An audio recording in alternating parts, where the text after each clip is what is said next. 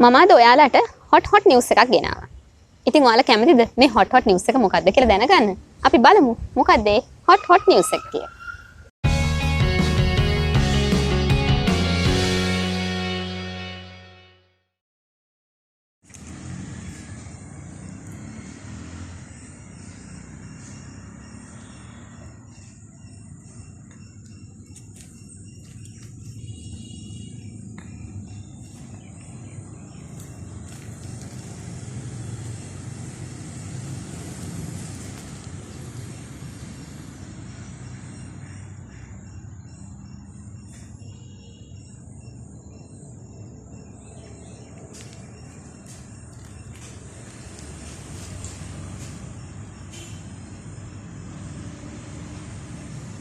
මම අද මගේ කුස්සියට ඕන කරන අමු මිරිස් කඩා ගන්න ආවේ. මගේ වත්තේ මං පොඩි පෝච්චි වල අමු මිරිස් හිටවුවා. දැන් ඉතින් ඒවා කඩා ගන්න කාලේ හරි. අනිත් දේ තමයි ඔයගලන්ට ගෙදර ප්‍රයෝජනෙට කුස්සියට ඕන කරන අමු මිරිස් මේ වගේ පුංචි පෝච්චි වල වගා කරගත්තාම ඔයගලන්ට එකකින් කීයක් හරි ඉතුරු කරගන්න පුළුවන්. අමු මිරිස් 100ක් ගන්න සමහරලාට වෙළඳ පොළට යන පොඩි මුදල වුණත් ඔයගලන්ට කැටයකට දාලා එකතු කරලා ඔයගලන්ට එදිනෙදා අවශ්‍ය කරන දේකට යොදව ගන්න පුළුවන්. මේ වගේ Tamanට ඕන කරන දේවල් Tamanගේ වත්තේම හිටව ගත්තාම.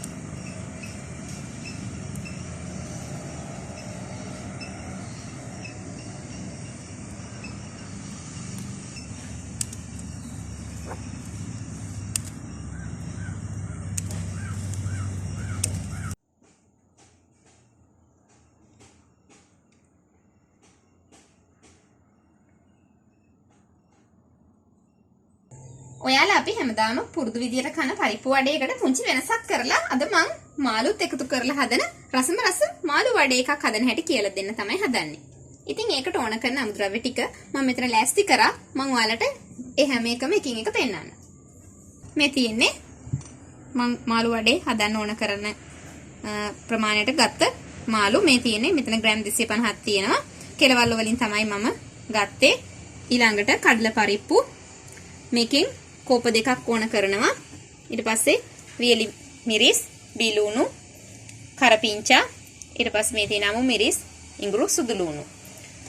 බෙද ගන්න ඕන කරන ප්‍රමාණයට තෙල් ඕන. ඒක ඔයගොල්ලන් පාවිච්චි කරන තෙල් එකක් පාවිච්චි කරන්න පුළුවන්. කෑලි මිරිස්, කහ කුඩු, මිරිස් කුඩු, සූදුරු, ලුණු කුඩු. අපි දැන් මාළු වඩේ හදන්න සූදානම් වෙමු. මේ තියෙන්නේ තම්බලා ග්‍රයින්ඩ් කරගත්ත කඩල පරිප්පු. මම මේ ටිකෙන් දැනට ඔයගලන්ට හදන්න ඕන කරන ප්‍රමාණයට මම බෝල් එකකට දා ගන්නවා. ඊට පස්සේ මම මේ ග්‍රයින්ඩ් කරන්නේ නැතුව කඩල පරිප්පු ටිකක් ඉතුරු කරගත්ත තඹපු ඒවයින් එකෙන් කොටසකුත් දා ගන්නවා. ඊළඟට මේ තියෙන්නේ තඹල පොඩි කරගත්ත මාළු ටික.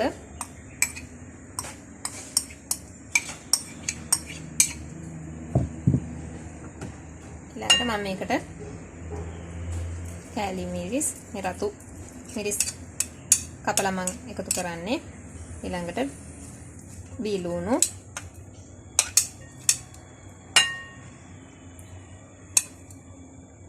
කරපිංචා, අමු මිරිස්, සුදු ලුණු නම් ඔක්කොම ටික එකතු කරනවා.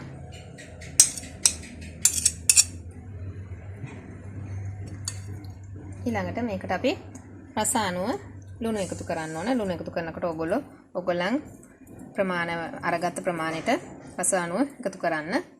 මම දැනට දුන ප්‍රමාණයෙන් පොඩ්ඩයි හදන්නේ.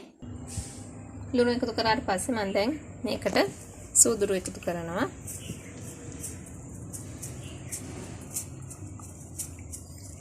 සූදුරු වැඩි කන්න කැමති අය ඉන්නවා නම් අඩුවෙන් එකතු කරන්න. ඊළඟට මිරිස් කුඩු,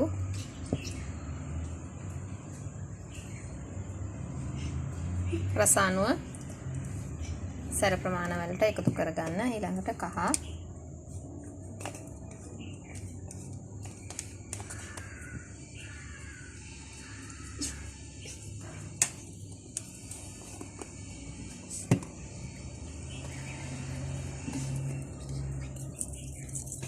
කෑලි මිරිස්. දැන් මේ හැම දෙයක්ම එකතු කරාට පස්සේ අපි මේක හොඳට කලවම් කරගන්න ඕන.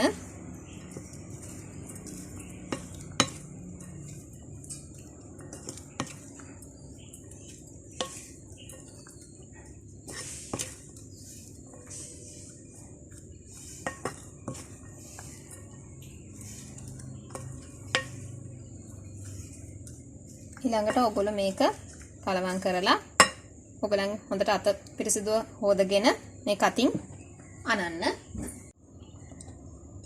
දැන් මේක ඔයගලන්ට අතින් අනන්න පුළුවන්. මේක ගුලි කරගන්න ඕන. මේක ඔයගලන්ට පුංචි වඩේ හදන්නත් පුළුවන්. නැත්නම් පැතලි කරලා ලොකු වඩේ හදා ගන්නත් පුළුවන්. මේක අනද්දී තෙත ගතිය අඩුයි නම් ගුලි කරගන්න බැරි වගේ නම් ඕගොල්ලෝ මේකට වතුර චුට්ටක් විතර එකතු කරන්න. ගුලි වෙන්නේ නැති වගේ තියෙනවා නම් අර ඉතුරු කරගත්ත පරිප්පු ග්‍රයින්ඩ් කරගත්ත ප්‍රමාණය මේකට ටික ටික එකතු කරලා ගුලි කරන පදම වෙනකන් හදා ගන්න පුළුවන්. එකපාර ඔක්කොම දාගන්න නැතුව මම ටික ටික එකතු කරලා හදා ගන්න කිව්වේ ඒකයි. එකපාර ඔක්කොම නා ගන්න බෑ. එතකොට ගුලි කරන්න බැරුව යනවා. මේකට වතුර ගොඩක් එකතු කරන්න එපා. වතුර චුට්ටක් එකතු කරන්නේ.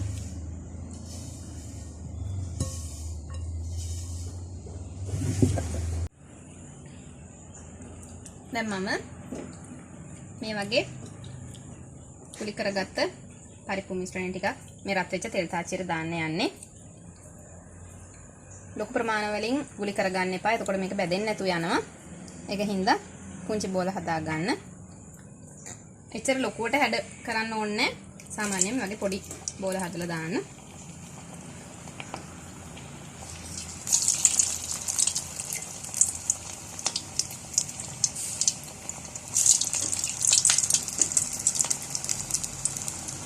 ගින්දර ගොඩක් පාලනය කරන්න වැඩි ගින්දර දාන්නත් එපා. තෙල් එක ගොඩක් රත් වුණාට පස්සේ ගින්දර වැඩි කරන්න ඕනේ නැහැ.